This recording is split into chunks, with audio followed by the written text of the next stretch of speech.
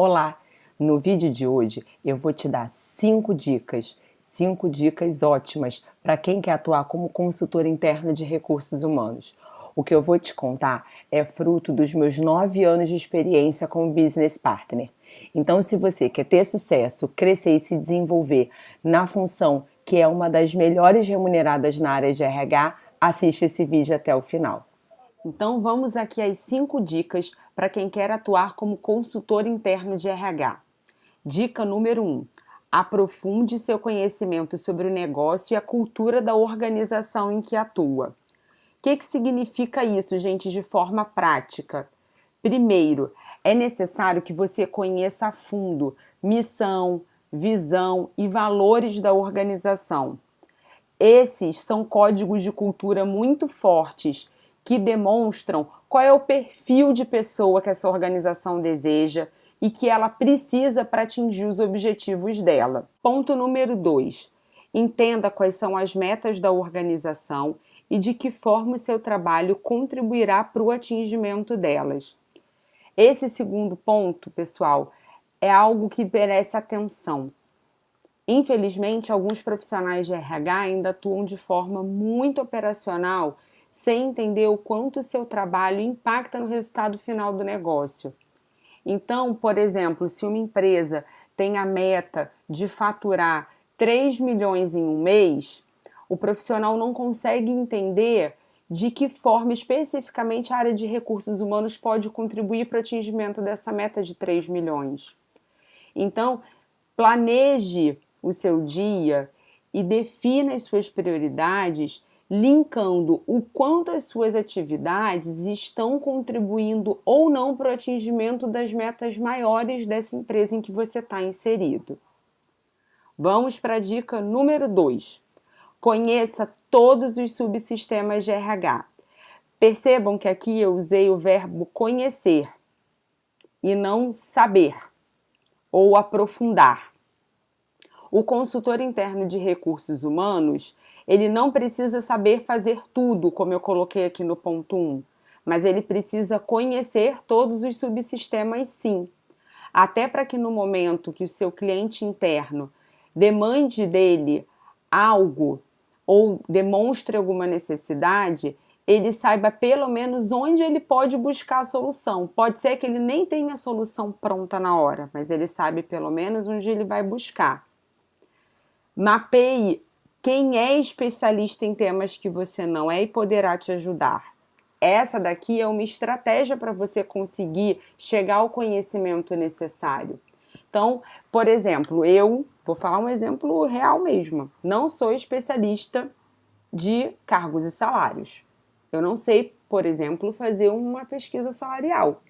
Mas eu conheço pessoas que sabem, consultorias que sabem, e eu sei basicamente o resultado que uma pesquisa salarial traz, até para eu conseguir definir quem é o melhor fornecedor para a empresa em que eu estou inserida. E aqui o terceiro ponto, escolha pelo menos um subsistema de RH para aprofundar seu conhecimento. O consultor interno de RH, gente, em geral, vem de uma área especialista. Alguma vez esse consultor já foi especialista em recrutamento e seleção ou em treinamento e desenvolvimento? Em geral, isso não é uma regra. Se, no seu caso, você não veio de uma área especialista, é importante que você escolha então um subsistema para você aprofundar. Dica: identifique na organização em que você está inserido qual é o subsistema que tem mais demanda. Pode ser aí o de treinamento e desenvolvimento ou de recrutamento e seleção. Se você tiver afinidade com esse subsistema, então se aprofunde como especialista em pelo menos um, ok? Vamos então para a dica número 3. Defina de forma clara quem é o seu cliente interno. Sem fazer isso, o consultor interno de recursos humanos fica perdido em quem ele dá atenção. Imagina, eu dou atenção para o auxiliar, para o assistente, para o analista, só para o gestor, e aí ele acaba lotando a agenda dele, fazendo contato com todas essas pessoas e pode perder o foco. Então é importante que você responda a essas perguntas para definir quem é o seu cliente interno. A quem você atende especificamente? Qual é o foco do seu trabalho? São duas perguntas essenciais. E aí o terceiro é uma dica. Na maioria dos casos, o cliente interno do business partner, do consultor interno de RH, são os líderes. Porque é através da liderança que você vai conseguir gerar resultado na gestão de pessoas da organização. Mas pode ser que você esteja inserido numa empresa que não pense dessa forma. Por isso é importante isso estar bem claro e definido para você não atuar de uma forma diferente do que das necessidades da organização. Dica número 4. Lembre-se do que significa ser consultor. O consultor, ele indica a melhor solução, mas ele não toma decisão. Vamos lá, pessoal. Digamos que vocês percebam a necessidade de fazer um treinamento na organização de vocês, mas vocês não têm o conhecimento dentro da organização para montar esse treinamento. O que em geral se faz? Contrata um consultor externo para montar esse conteúdo de treinamento. Esse conteúdo que o consultor traz é validado pela empresa.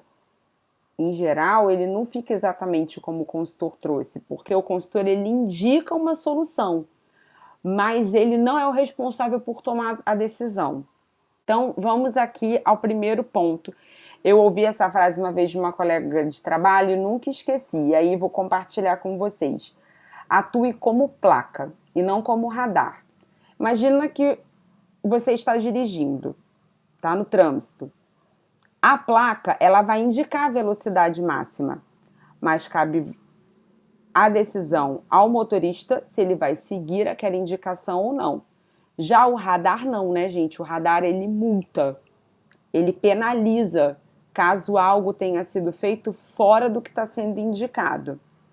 O consultor, ele vai atuar como placa, porque ele vai indicar ao gestor, que nesse exemplo que eu dei seria o motorista, qual é o melhor caminho para ele tomar, a melhor solução para o problema dele. Mas cabe ao gestor definir se ele vai seguir o caminho que está sendo indicado ou não. E aí, já fazendo link com o segundo ponto, o gestor, ele é sempre soberano na tomada de decisão. Ele decide o que ele vai fazer do time dele, o que é melhor e o que é pior no processo de gestão de pessoas. Ele, inclusive, é o responsável pelos resultados. Se deu certo, a culpa é dele, se deu errado, a culpa é dele também. Então, é importante que isso fique claro, que você atue sempre apoiando o gestor na tomada de decisão, mas não tomando a decisão por ele. E por último, e não menos importante, temos aqui a dica 5. Planejamento e organização são fundamentais. Quem já atua como generalista sabe, o tempo voa. Nós falamos sobre temas diversos, com diversas pessoas. Se não se organizar, vai passar o dia resolvendo o problema sem agregar de forma positiva para atingimento das metas do negócio. Então, explorando esse ponto, algumas informações importantes para que vocês consigam fazer melhor a gestão do tempo de vocês. Não lote a sua agenda com reuniões o dia todo. Eu vejo BPs, e eu mesma já fiz isso muitas vezes, lotando a agenda de 9 até 18 de reuniões atrás de reuniões ou entrevistas atrás de entrevistas. O que vai acontecer? Você vai finalizar o dia com a caixa de e-mail provavelmente lotada, com um monte de bilhetinho na sua mesa de que fulano veio falar com você e não te achou. Então, dedique parte do seu dia para fazer as atividades de rotina, e aí eu já estou falando do ponto 2, e a outra parte para atividades estratégicas.